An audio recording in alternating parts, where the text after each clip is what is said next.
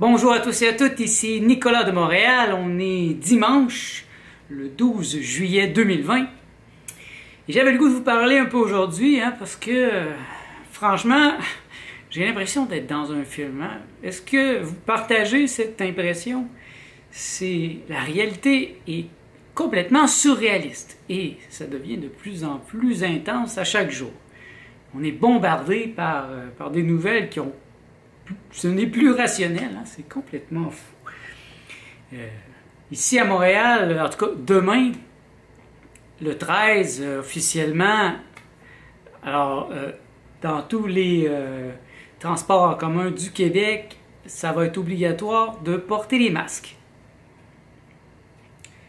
Je suis conscient que dans certains endroits sur cette planète, vous avez des règles encore plus strictes, plus fortes, plus totalitaires. Et je le déplore. Mais ici au Québec, jusqu'à maintenant, on n'a pas eu tellement... Ça n'a pas été tellement si pire que ça. Ma compagne vient de la Colombie et en Colombie, présentement, spécialement à Bogota, qui est une grande ville, c'est... non, je pense que c'est toute la Colombie. C'est le confinement obligatoire jusqu'au 30 octobre. Et ils ont un couvre-feu le soir à 8 heures. C'est une prison. Certains pays sont littéralement des prisons. Et on sent la tension qui monte. En tout cas, moi, je peux le sentir. C'est assez incroyable. Et je me compte privilégié d'être un homme heureux et d'être capable de voir ça avec un peu plus de distance que la majorité des gens, parce que je sais que c'est un moment très difficile. Bientôt aussi au Québec, à Montréal en particulier, ça sera obligatoire aussi de mettre un masque dans les établissements publics fermés. C'est assez incroyable, sachant, si vous êtes comme moi, puis vous étudiez la question au niveau beaucoup plus vaste, vous êtes conscient que c'est pas vrai, que c'est un grand mensonge. Mais la majorité des gens ne sont pas comme ça. Et ça crée une grande division dans la société. Et c'est difficile par moments. Vous voyez, ce matin, je suis allé dans une animalerie pour acheter de la litière pour mes chats. J'étais de très bonne humeur et franchement, je ne m'attendais pas à un problème. J'arrive là-bas et puis là, je sors mon porte-monnaie et là, la caissière me dit « Ah, on préfère l'argent électronique, on préfère les cartes. » Je lui dis, vous savez, c'est illégal de ne pas accepter l'argent de la Banque du Canada. Et elle me regarde comme si j'avais rien dit. Et alors, je mets le 20 $ sur la caisse et je lui dis, je paye en argent. Et là, son masque est tombé. Elle me faisait un sourire quand je suis arrivé, mais là, tout d'un coup, j'étais l'ennemi. Je vais dans cet endroit depuis plusieurs années. J'ai dépensé plusieurs centaines de dollars en nourriture pour mes animaux, en litière. Et voilà qu'aujourd'hui, parce que je ne veux pas payer en argent, parce qu'elle est dans la paranoïa, eh bien là, je deviens un ennemi. Et elle m'a traité de manière odieuse. Et quand je suis parti, moi j'ai gardé le sourire tout le long parce que j'étais de bonne humeur de toute façon. Alors je lui ai dit merci et je lui ai souhaité bonne journée. Elle ne m'a même pas regardé. Elle faisait la baboune, comme on dit ici au Québec, c'était le boudet. J'avais bien averti ma compagne que cela allait arriver et que il va nous falloir être congruent avec notre vibration. C'est-à-dire que j'ai maintenant un petit carnet mental où je vais cocher le nom de ces établissements qui vont mal me traiter. Et voilà, c'est le premier. Et j'étais là avec mon porte-monnaie. Et j'aurais pu dire à ma compagne de venir et de payer avec sa carte, mais c'était absurde. J'avais l'argent déjà dans mes mains. Et toute cette histoire de masque, que faire? Dans certains pays, je sais que c'est pas possible. Parce que ma compagne me le rappelle, en Colombie, là-bas, la police, elle est violente. Et c'est un pays extrêmement corrompu, donc je ne risquerais pas à sortir sans mon masque là-bas parce que ça serait dangereux pour ma vie. Mais voyez-vous, je ne serais pas dans un pays comme ça parce que je suis épris de liberté et puis pour moi c'est important de vivre dans un pays où il y a encore quelques personnes qui croient à la liberté.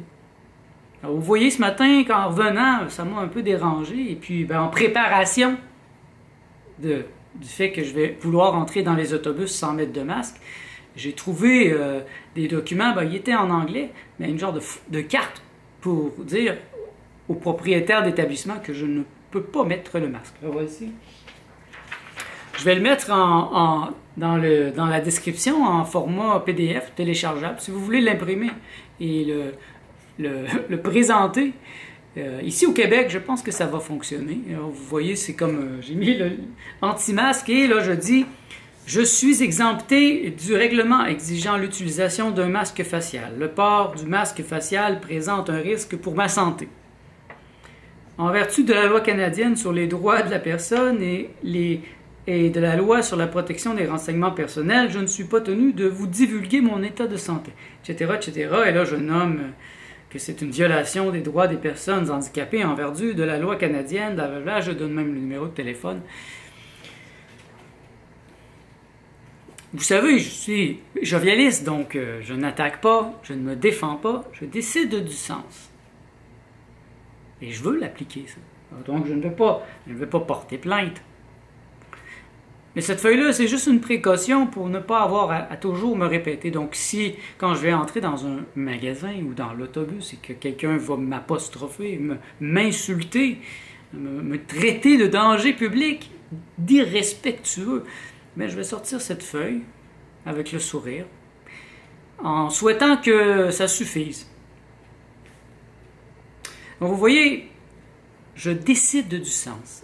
Je reviens encore sur cette réflexion que j'ai faite dernièrement, une réflexion jovialiste. Je n'attaque pas, je ne me défends pas, je décide du sens. Je vous ai parlé que pour le Purell, les désinfectants pour les mains, au lieu de me battre, j'ai choisi de mettre des gants. Les gants plastiques. Quand j'arrive dans un magasin, je mets les gants plastiques, je mets le Purell sur mes gants, je désinfecte mes gants et je peux entrer. Alors là, mais là, avec le masque, ce n'est pas pareil. C'est extrêmement intrusif et c'est vrai que c'est dangereux pour la santé. Moi, je crois que c'est dangereux pour ma santé.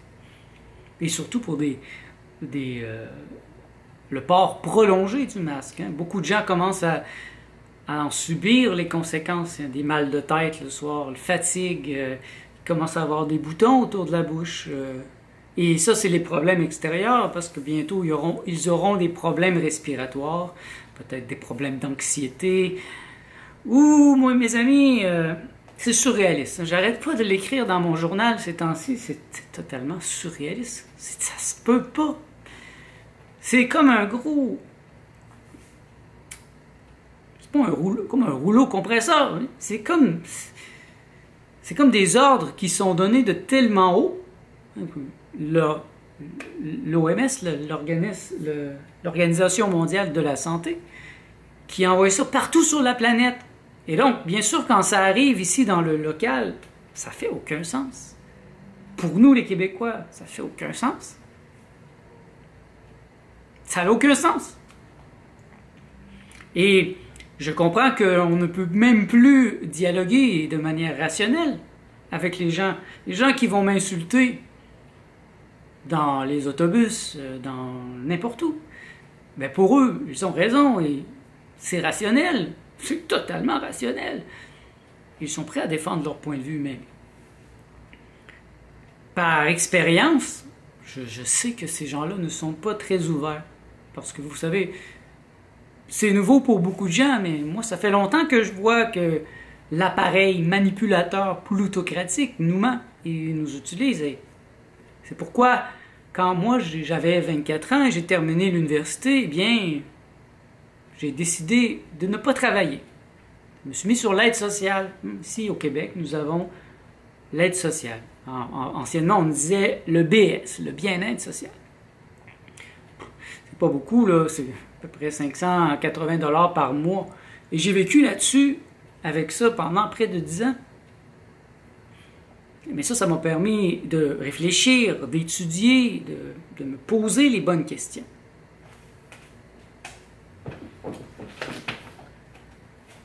Et si ça vous intéresse, si ça vous intrigue, je vous invite à acheter mon journal, ici, 1996 à 2000, et j'ai l'autre, la suite, 2001 à 2005.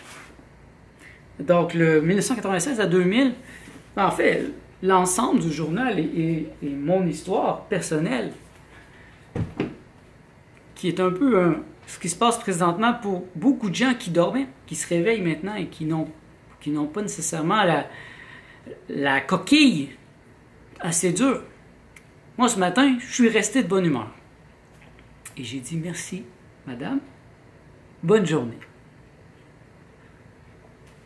C'est à elle qu'elle se fait du mal si elle vit ainsi. Moi, je n'irai plus dans cet établissement. Et je suis prêt à boycotter.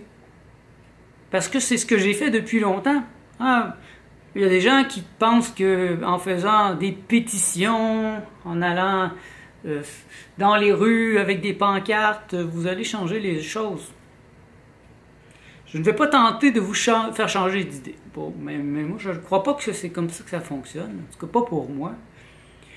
Je crois plutôt à la résistance passive. Moi, j'ai toujours refusé de voter. Je ne vote pas. Parce que je ne crois pas aux politiciens. Ce sont des menteurs. Ah là, vous vous en rendez compte maintenant, là, parce que ça devient tellement gros, mais lisez mon journal, vous allez voir. J'avais déjà 20 ans, 21 ans. Je le savais, je le sentais en moi. Et j'ai refusé. Et j'ai été mis au banc de la société. Je me suis fait traiter de plein de choses, parce que j'étais sur l'aide sociale, de sensu, de quasiment un virus. On m'a dit qu'on payait pour moi, et puis que vraiment, j'étais un poids pour la société. Mais bon. À l'intérieur de moi, je savais que c'était l'acte juste. L'acte juste de prendre du temps pour réfléchir, prendre du temps pour me découvrir, me trouver et me créer. Et quand ça a été fait, j'ai commencé à travailler vers l'âge de 33 ans, je pense, vers 2009. J'ai commencé vers 2009, en fait. J'ai commencé à travailler à ce moment-là parce que j'étais prêt. Et je savais qui je suis. Donc, je n'ai jamais accepté ce qui ne me ressemble pas. Eh bien, vous avez un pouvoir, vous aussi. Moi, je ne suis pas dans l'attaque et je ne suis pas dans la défense. Je suis pour décider du sens. Quel est le sens de ce qui se produit présentement? Et je décide de rester jovialiste et de rester joyeux, heureux, malgré l'ambiance actuelle qui voudrait très bien saper mon bonheur, parce que quand vous êtes malheureux, eh bien, vous êtes facile à manipuler, et puis votre système immunitaire est bas. Et puis, n'importe quelle autre maladie qui va arriver, vous risquez de l'attraper, parce que vous êtes dans cette vibration. Donc, moi, je suis prêt à boycotter les institutions auxquelles je ne crois pas. Donc, je ne crois pas à la politique, je ne vais pas voter. Je ne vais même pas faire un vote en blanc parce que ça serait dire que ça a une fonctionnalité. Je n'y crois pas. Allez-y si vous voulez, mais moi, je n'y ai jamais cru. Et il y a plein de choses que je ne fais pas. Simplement, je résiste passivement. Donc, au lieu de me battre puis de brandir des slogans accrocheurs, je préfère dire non merci. Non merci. Je ne suis pas disponible. Donc, non merci. Je ne mettrai pas le masque, à moins que je me retrouve dans des situations qui sont dangereuses pour ma vie.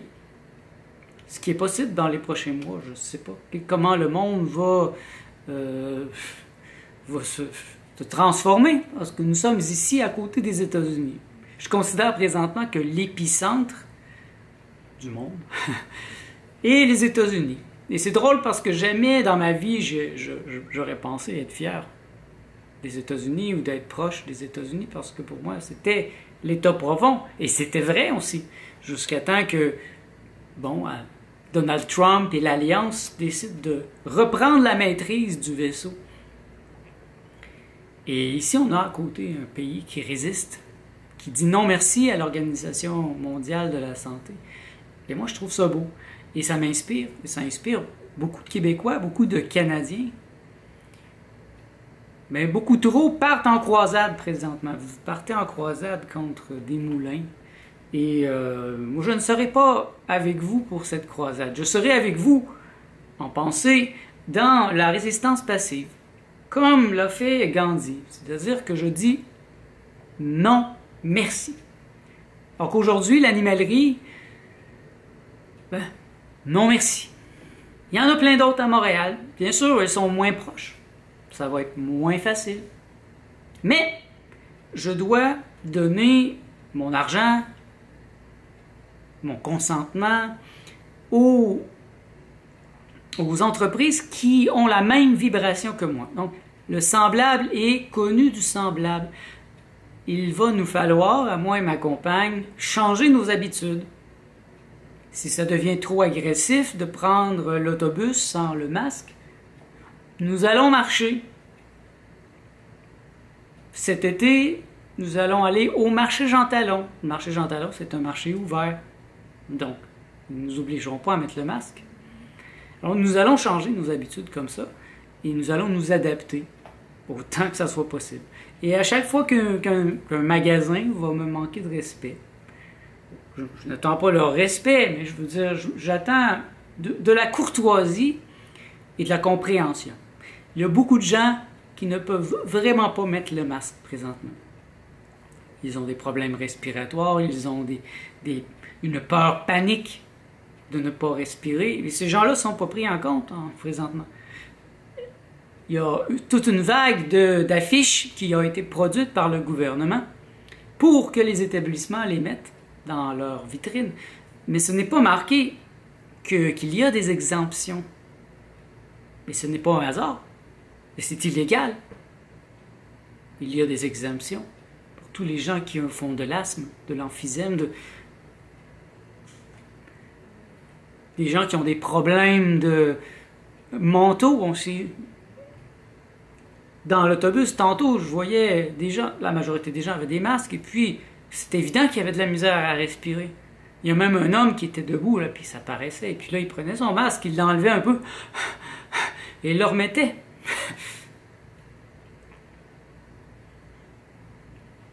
Que puis-je dire? Que puis-je faire? Il n'y a rien à faire. Je le bénis, mais il va subir les conséquences de ses pensées. Si vous vous soumettez, si vous ouvrez les jambes et vous vous laissez enculer, bon, je sais qu'il y en a qui aiment ça, mais disons que moi, c'est péjoratif quand je dis ça, donc me faire enculer, j'ai pas le goût de me faire enculer. Alors, je trouve des solutions intelligentes pour contourner les limites. Je ne vais pas foncer la tête baissée dans les règles, rentrer dans un magasin et dire « Non, je ne mets pas le masque, faut chier! » Je vais avoir des problèmes. Non, je vais arriver avec ma petite feuille, je vais montrer cette feuille, je vais dire « Regardez, je ne peux pas le mettre. Je ne peux pas mettre ce masque. » C'est pas vrai.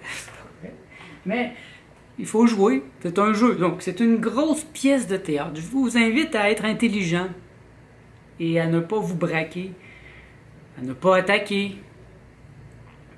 Beaucoup vont vous inviter à le faire et ils ont peut-être raison aussi dans la grande pièce de théâtre qu'il y a présentement sur la Terre. J'imagine que c'est nécessaire que certaines personnes se lèvent et qui partent à l'attaque contre le gouvernement, contre l'Organisation mondiale de la santé, qu'ils attaquent en justice. Mais je les bénis, je bénis pour que ça réussisse. Franchement, je désire que ça fonctionne, mais je ne serai pas de cette stratégie parce que ce n'est pas la stratégie d'un être éveillé. Imaginez Jésus, Bouddha qui s'en va rencontrer les représentants du gouvernement pour faire une plainte et... Non, ça n'a aucun sens. Vous imaginez Maître Jésus avec un masque Ça n'a aucun sens. Je n'avais rien de préparé aujourd'hui. En fait, j'avais le goût de vous parler parce que ça fait mal. J'ai mal de voir qu'est-ce qui se passe présentement sur la planète et spécifiquement au Québec parce que c'est tout proche. Hein? On sort dans les rues et on voit les gens qui ont peur. On voit les gens marcher dans les rues avec des masques et c'est absurde. Si tu es toute seule dans la rue, ben pourquoi tu mets un masque? Pour protéger qui? Pour protéger quoi? Et de comprendre que ces gens ont des maladies mentales. Je ne parle pas de maladies mentales graves, mais je pense que la peur, la paranoïa est une maladie très grave qui fait en sorte que quelqu'un se tire une balle dans le pied. Les gouvernements comptent là-dessus. En fait, c'est même pas les gouvernements. Quand je parle des gouvernements, franchement, je reste superficiel. Derrière cela, il y a des plutocrates, les grandes familles, des mondialistes qui manipulent nos gouvernements. Présentement, par exemple, au Québec, au Canada, eh bien, on n'a plus de gouvernement. Les gens qui sont les pantins se sont tassés et ils laissent maintenant l'Organisation mondiale de la santé, les plutocrates, les mondialistes, établir leur plan. Donc, ça va leur revenir. Ça va leur revenir, c'est sûr. Parce que le semblable attire le semblable. Alors, comment faire souffrir toute une population alors qu'on est dans une position où on pourrait faire quelque chose sans que ça nous revienne?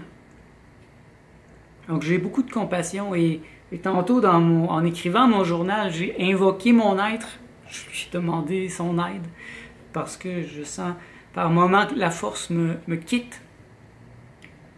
Je lui demande de m'aider à avoir la volonté et la force de donner de la compassion à tout le monde en tout temps. Plus que jamais, je sais que c'est la chose la plus importante de ne pas entrer en réaction quand je me fais insulter à la porte d'un magasin,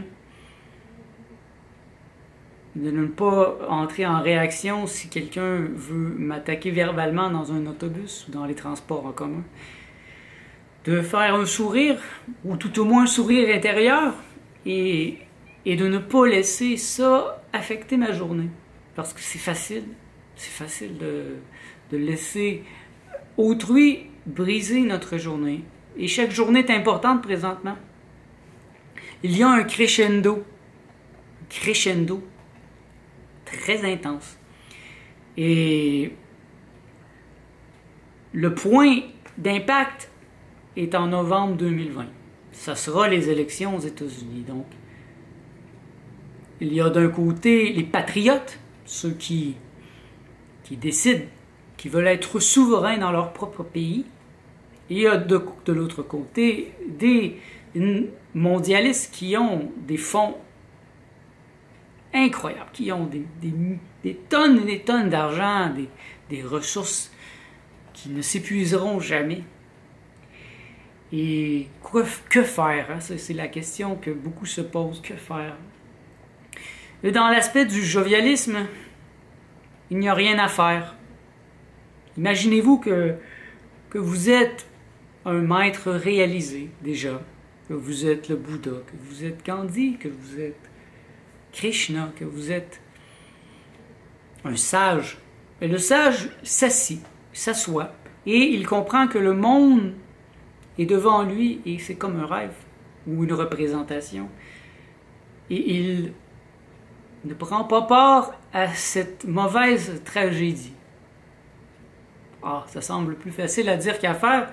Je dois vous dire que ça fait des années que j'y travaille.